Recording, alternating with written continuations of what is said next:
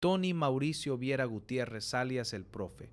Reclutaba jóvenes para el barrio 18, los cazaba en las colonias más pobres, los envenenaba con promesas y se los entregaba a una de las estructuras criminales más sanguinarias del planeta. Ese era su oficio, ese era su horror.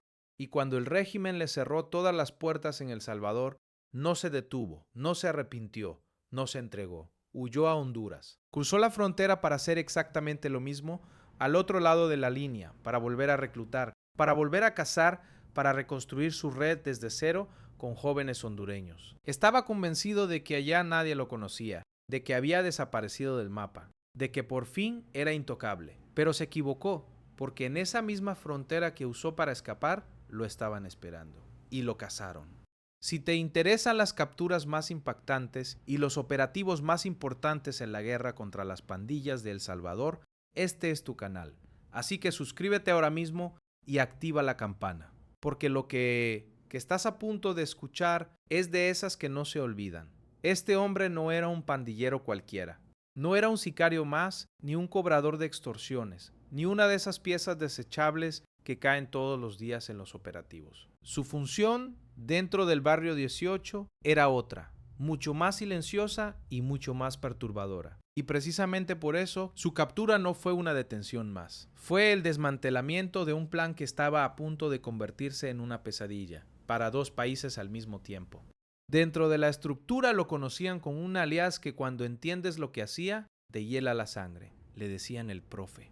Y no era casualidad. ¿Por qué un hombre metido de lleno en una de las pandillas más violentas del mundo cargaría un apodo que suena casi inofensivo, casi cariñoso? La respuesta es escalofriante. Le decían así porque su especialidad no era matar en las esquinas, ni disparar en las emboscadas. Su especialidad era captar. Su trabajo era estudiar a los jóvenes de las comunidades más golpeadas por la pobreza, acercárseles, ganarse su confianza y arrastrarlos poco a poco hacia las filas del barrio 18. Él era la puerta de entrada. Él ponía la carnada y por sus manos pasaron jóvenes que terminaron perdidos para siempre. Durante años se movió como una sombra entre las colonias más olvidadas, esas donde el abandono, el hambre y la falta de oportunidades le servían como terreno de caza. Perfecto. Ahí Tony Mauricio Viera Gutiérrez se disfrazaba de amigo, de protector, de alguien confiable. Se acercaba a los jóvenes que venían de hogares rotos, les ofrecía dinero fácil, pertenencia, respeto, la sensación de por fin importarle a alguien en el mundo. Les hablaba de una familia que jamás habían tenido. Y cuando esos jóvenes bajaban la guardia y mordían el anzuelo, ya era demasiado tarde. Para entonces habían cruzado una línea de la que casi nadie vuelve. Ese era el verdadero negocio de este hombre. No traficaba droga, fabricaba nuevos soldados para una guerra que ya había dejado ríos de sangre por todo El Salvador. Pero entonces el suelo empezó a arder bajo sus pies. ¿Qué fue exactamente lo que obligó a un reclutador tan escurridizo, tan cuidadoso, a soltarlo todo y salir corriendo del país? El régimen de excepción cayó como una avalancha sobre las estructuras criminales. Los operativos se multiplicaron por todo el territorio. Las capturas se dispararon a niveles nunca vistos. Y las colonias que durante décadas estuvieron bajo el control absoluto de la pandilla amanecieron de un día para otro, tomadas por soldados, patrullas y retenes. El territorio donde el Profe cazaba a sus víctimas dejó de ser suyo. Los cabecillas caían uno tras otro. Y él comprendió una verdad muy simple y muy urgente. Si se quedaba, sus días en libertad estaban contados. Así que hizo lo que hacen los cobardes cuando ya no tienen dónde esconderse. No se entregó, no enfrentó ni una sola de las consecuencias del daño que había causado a tantas familias. Huyó, borró rastros, cambió de aspecto, se deshizo de todo lo que pudiera delatarlo y enfiló directo hacia la frontera con Honduras, convencido de que al otro lado nadie lo conocía, nadie lo buscaba y nadie lo detendría. En su cabeza, Honduras no era un escondite, era un nuevo comienzo. Y ese nuevo comienzo tenía un objetivo tan frío como escalofriante, que él pensaba poner en marcha apenas pusiera un pie del otro lado de la línea. Porque el Profe no cruzó a Honduras para desaparecer y llevar una vida tranquila. Cruzó para volver a hacer exactamente lo mismo, pero ahora con jóvenes hondureños. Su plan no era retirarse, su plan era reconstruir su red desde cero en un país nuevo. levantar una célula del barrio 18 en territorio hondureño y reactivar la misma maquinaria de captación que dominaba a la perfección. Para él, huir no era rendirse, era expandirse. Y eso significaba que la amenaza que El Salvador quería haber empujado fuera de sus fronteras estaba a punto de multiplicarse al otro lado.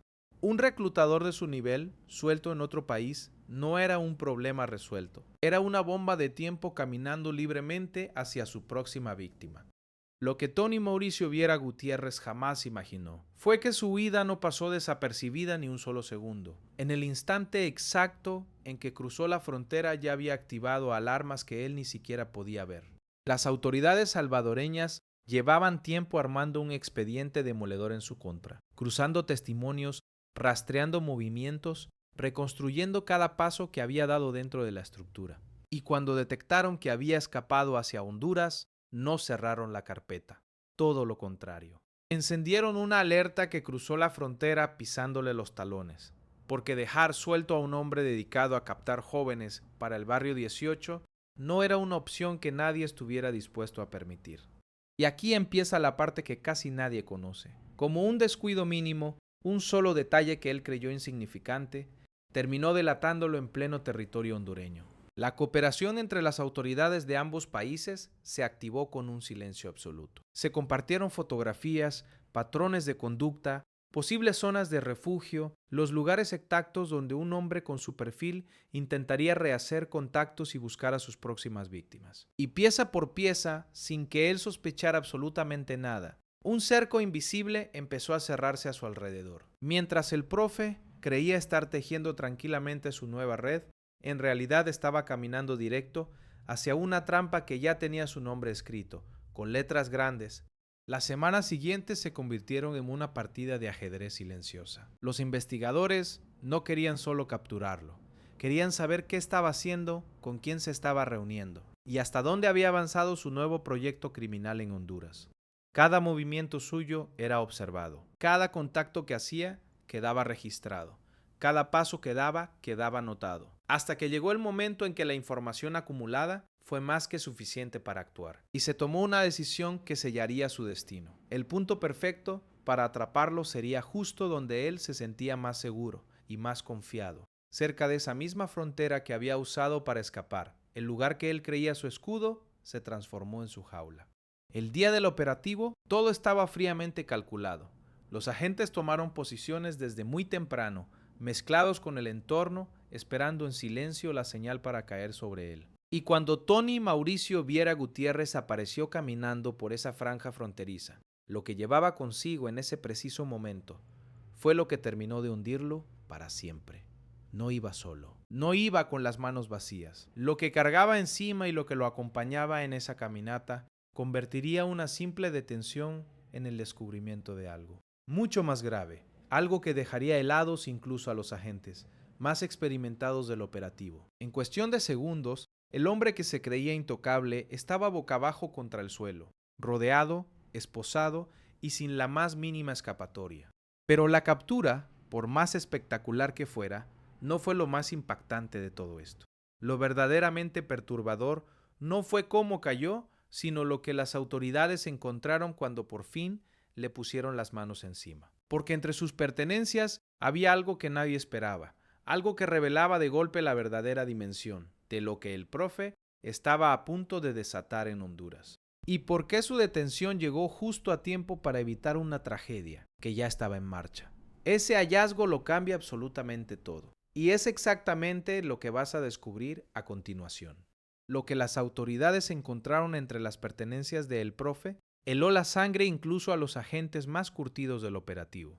No era un arma, no era droga, era algo mucho peor, una libreta y un teléfono repletos de nombres. Una lista fría, ordenada, con los datos de los jóvenes que ya había captado y de los que tenía en la mira a ambos lados de la frontera. Direcciones, apodos, puntos de encuentro, escuelas, rutas, todo anotado con la precisión de un cazador que lleva el registro de sus presas. Y como si eso no fuera suficiente, cuando lo interceptaron no iba solo. Caminaba acompañado de dos jóvenes hondureños que creían que iban rumbo a un trabajo, a una oportunidad, a una vida mejor.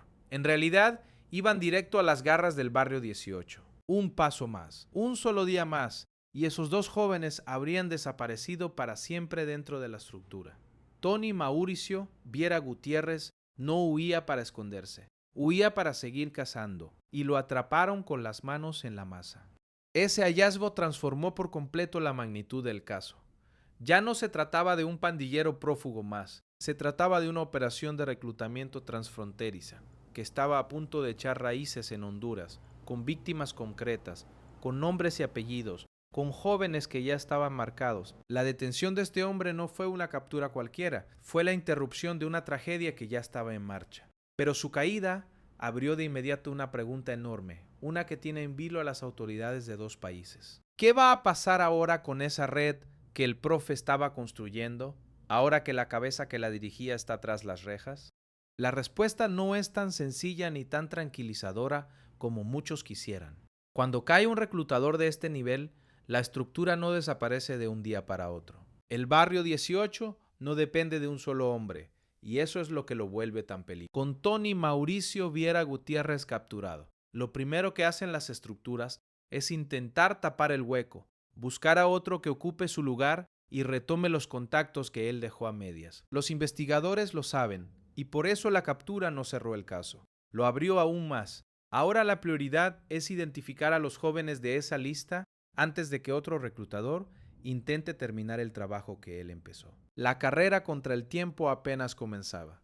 Por eso, apenas se aseguró al detenido, los equipos de investigación se volcaron sobre esa lista como si fuera oro puro. Cada nombre era una posible víctima que aún se podía salvar. Cada dato, una pista para desmantelar la red completa. Y lo que empezaron a descubrir, al cruzar esa información con los expedientes que ya tenían, fue todavía más inquietante de lo que imaginaban. Porque esa libreta no solo contenía nombres de jóvenes, contenía algo más, algo que apuntaba directamente hacia arriba, hacia quienes le daban las órdenes a Tony Mauricio Viera Gutiérrez, desde las sombras, y eso nos lleva a la siguiente pregunta que lo cambia todo.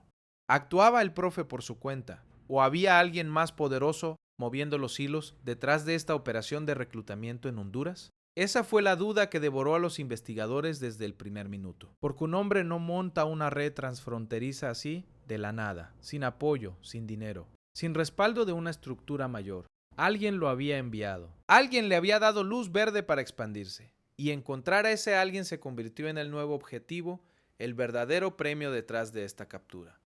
Las pistas encontradas en su teléfono empezaron a dibujar un panorama mucho más grande. Los mensajes revelaban coordinaciones, instrucciones, reportes que Tony Mauricio Viera Gutiérrez enviaba periódicamente a contactos que aún no habían sido identificados. Todo indicaba que su misión en Honduras no era un capricho personal, sino parte de un plan diseñado desde niveles más altos del barrio 18, para extender sus tentáculos más allá de El Salvador. Y ahí es donde este caso deja de ser de un solo hombre y se convierte en la punta de un iceberg mucho más grande y mucho más aterrador. Porque si la pandilla estaba enviando reclutadores fuera del país, significaba que estaba mutando, adaptándose, buscando sobrevivir a como diera lugar. Y eso plantea una amenaza que nadie puede ignorar. Pero, ¿por qué Honduras? ¿Por qué justamente ese país fue el elegido para montar esta nueva operación de captación de jóvenes? La elección no fue al azar, y la razón detrás de esa decisión revela lo calculadores que son estos criminales. Cada movimiento estaba pensado, cada paso tenía una lógica fría detrás. Honduras no fue escogido por casualidad. La cercanía con El Salvador, las rutas fronterizas conocidas por los pandilleros, la presencia histórica de estructuras similares y ciertas zonas donde el control estatal es más débil, convertían a ese territorio en el terreno perfecto para reconstruir la red sin llamar demasiado la atención. El profe conocía esos caminos, sabía por dónde moverse, dónde esconderse, a quién buscar, y contaba con que la frontera fuera una barrera para las autoridades salvadoreñas. Lo que no calculó fue que esa misma frontera se había convertido en un punto de cooperación entre ambos países, y que su plan perfecto tenía una grieta enorme por donde terminaría cayendo. Mientras tanto, la captura empezó a generar reacciones que nadie esperaba. ¿Qué dijeron las autoridades sobre este caso y por qué lo calificaron como uno de los golpes más importantes contra el reclutamiento de la pandilla en los últimos tiempos. Las declaraciones no tardaron en llegar, y el tono de gravedad con el que hablaron dejó claro que esto era mucho más serio de lo que parecía a simple vista. Las autoridades fueron contundentes al describir la magnitud de lo evitado. Remarcaron que detener a un reclutador no es como detener a un sicario, es cortar de raíz la manera en que la pandilla se alimenta y se renueva. Sin nuevos jóvenes captados, la estructura se queda sin relevo, sin futuro, sin soldados. Por eso insistieron en que esta captura golpeaba directamente el corazón del sistema de supervivencia del barrio 18. Y lanzaron un mensaje que retumbó en ambos lados de la frontera. La persecución contra estas estructuras ya no se detiene en los límites de El Salvador, sino que la seguirá hasta donde intenten esconderse. El mensaje era claro: no hay refugio, no hay frontera que valga. Pero entre toda esa información quedaba un cabo suelto, que nadie lograba explicar del todo, un detalle sobre la manera exacta en que fue localizado, que parecía casi imposible. Porque un hombre tan cuidadoso, tan experto en moverse en las sombras, no cae por casualidad. Algo o alguien lo delató y las autoridades lograron seguirle el rastro hasta ese punto. Exacto, de la frontera guarda un giro, que muy pocos conocen. Un giro que revela que cometió un error fatal mucho antes de lo que él creía. Y eso es exactamente lo que vas a descubrir ahora mismo. El error fatal de Tony Mauricio Viera Gutiérrez no estuvo en la frontera, estuvo mucho antes, en un descuido que él jamás imaginó que terminaría delatándolo. ¿Cuál fue exactamente ese fallo que permitió a las autoridades seguirle el rastro hasta el punto preciso donde cayó? La respuesta demuestra que hasta el criminal más cuidadoso termina traicionado por sus propios movimientos, y este caso es la prueba más clara de ello. Fue su necesidad de seguir conectado lo que lo hundió. Para reconstruir su red en Honduras, tuvo que comunicarse, coordinar, mantener contacto con sus enlaces al otro lado de la frontera. Y cada uno de esos contactos dejó una huella imborrable, un número que reutilizó, un patrón que repitió, una conexión que creyó blindada y no lo era. Las autoridades, que ya seguían esos hilos desde El Salvador, fueron atando cabos hasta ubicar la zona exacta donde se movía. El hombre que se creía un fantasma llevaba, sin saberlo, una sombra pegada a cada uno de sus pasos. Y esa sombra terminó llevándolo directo a las esposas. Con Tony Mauricio Viera Gutiérrez, el profe, ya tras las rejas, la pregunta que todos se hacen es inevitable. ¿Significa esto que la red de reclutamiento del barrio 18 en la frontera quedó completamente desmantelada o apenas se le cortó una cabeza a un monstruo que puede volver a crecer? Y aquí es donde este caso se pone realmente serio, porque la respuesta no es tan tranquilizadora como muchos quisieran creer. La verdad incómoda es que capturar a un reclutador no elimina la amenaza por completo.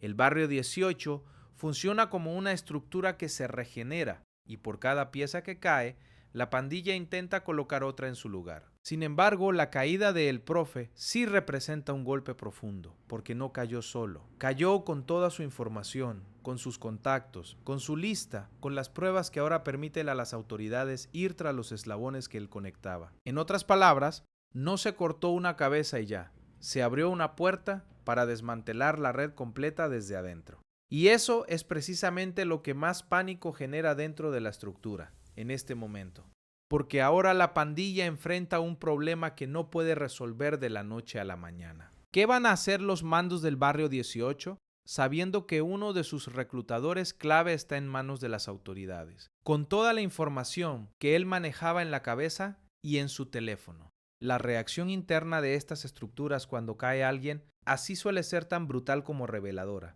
y lo que ocurre después casi nunca sale a la luz. Dentro de estas organizaciones, la caída de un miembro con tanta información desata paranoia y desconfianza absoluta. Los mandos empiezan a preguntarse quién habló, quién faló, quién dejó la grieta por donde entró todo. Se activan protocolos de emergencia, cambian contactos, abandonan puntos de encuentro, cortan comunicaciones de golpe y en muchos casos se vuelven contra sus propios integrantes buscando al responsable de la filtración. Esto significa que la captura no solo lo sacó a él del juego, sino que sembró el caos y la sospecha dentro de la propia pandilla. Y una estructura que empieza a desconfiar de sí misma es una estructura que empieza a devorarse desde adentro. Ese clima de desconfianza tiene un efecto que muchas veces se subestima. ¿Podría la propia paranoia del barrio 18 terminar destruyendo más células de las que las autoridades lograrían tocar por sí solas? La respuesta revela una de las grandes debilidades de estas organizaciones, algo que ellos mismos odian admitir. Cuando una pandilla entra en modo sospecha, deja de operar con eficiencia. La energía que antes usaban para reclutar, extorsionar o expandirse, ahora la gastan en vigilarse entre ellos, en purgas internas, en ajustes de cuentas contra supuestos traidores. Los enlaces se rompen, la confianza se evapora y de repente la máquina que parecía imparable empieza a trabarse sola. Por eso los investigadores saben que capturar a alguien como Tony Mauricio Viera Gutiérrez, el profe, no solo tiene un valor directo, sino uno indirecto todavía más poderoso: obligar a la estructura a paralizarse por miedo. Cada captura de este nivel siembra una semilla de descomposición que la pandilla no siempre logra frenar. Mientras tanto, quedaba pendiente el destino de lo más importante de todo este caso. ¿Qué pasó con esos jóvenes que aparecían en la lista y con los dos que caminaban junto a él cuando fue capturado? Porque al final, ellos eran las verdaderas víctimas de esta trama, y su suerte dependía por completo de lo que ocurriera después de la detención. Los dos jóvenes que lo acompañaban fueron puestos a salvo de inmediato, apartados del destino que les tenía preparado. Y en cuanto a la lista, se convirtió en una hoja de ruta para intervenir, a tiempo, para alertar a las familias, para tender una red de protección alrededor de quienes estaban en la mira de la pandilla. Cada nombre en esa libreta representaba una vida que aún podía tomar otro rumbo. Por eso, las autoridades insistieron en que esta captura no solo sacó a un criminal de las calles, rescató futuros que estaban a punto de ser devorados por la estructura. Y ese, más allá de las esposas y de los titulares, fue el verdadero triunfo del operativo. Pero el caso de Tony Mauricio Viera Gutiérrez, el profe, dejó una lección que va mucho más allá de su captura. ¿Qué revela todo esto sobre la forma en que las pandillas están intentando sobrevivir al cerco que las está aplastando en El Salvador? La respuesta es una advertencia que ningún país de la región puede darse el lujo de ignorar. Este caso demuestra que las estructuras criminales acorraladas dentro de El Salvador están buscando desesperadamente reinventarse fuera de sus fronteras. Ya no pueden operar con la libertad de antes. Así que mutan, se desplazan, intentan echar raíces en otros territorios donde creen que estarán más seguras. El reclutamiento de jóvenes es su forma de sobrevivir, su manera de garantizar que la pandilla no muera con esta generación. Y era exactamente eso: un intento de mantener viva la maquinaria en un lugar nuevo. Su caída demuestra que la estrategia de la pandilla ya no funciona como antes, pero también advierte que mientras exista un solo reclutador suelto, la amenaza sigue viva. Y aquí surge la duda que más inquieta a las autoridades de cara al futuro. ¿Vendrán más profes detrás de este? ¿Otros reclutadores dispuestos a cruzar fronteras para hacer exactamente lo mismo? La honestidad con la que se responde esta pregunta marca la diferencia entre cantar victoria demasiado pronto y entender el verdadero tamaño del desafío. Los expertos son claros al respecto. Mientras existan comunidades vulnerables, jóvenes sin oportunidades y estructuras dispuestas a explotarlos, siempre habrá quien intente ocupar el lugar del que cae. Por eso la guerra contra las pandillas no se gana solo con capturas, sino cerrando las puertas por las que estos reclutadores entran a las vidas de los jóvenes. La caída de Tony Mauricio Viera Gutiérrez, el profe, es una batalla ganada, enorme, importantísima, pero las autoridades saben que detrás de él puede haber otros esperando su turno, y que bajar la guardia sería el peor error de todos. Por eso el mensaje fue tan contundente. La persecución no se detiene, no descansa y no reconoce fronteras. Por eso la captura de este hombre se convirtió en mucho más que una noticia. Se convirtió en un símbolo de que la persecución ya no conoce límites, de que las estructuras criminales ya no tienen dónde esconderse, y de que cada joven que logran arrancar de sus garras es una batalla ganada. Tony Mauricio Viera Gutiérrez creyó que Honduras sería su refugio y su nuevo territorio de caza. Terminó siendo el lugar donde su recorrido criminal llegó a su fin, boca abajo contra el suelo, con la lista de sus víctimas convertida en la prueba que lo hundiría para siempre. Hoy enfrenta el peso completo de la justicia, y con él cae una pieza clave de la maquinaria, que durante años alimentó a una de las pandillas más sanguinarias del continente. Y si este caso te dejó sin palabras, tienes que ver el que aparece en pantalla ahora mismo. Porque lo que hizo otro criminal para escapar de las autoridades es todavía más increíble y más perturbador que todo lo que acabas de escuchar. No cierres el video. Dale clic al que aparece aquí, porque te aseguro que no vas a poder creer cómo termina. Nos vemos en el siguiente.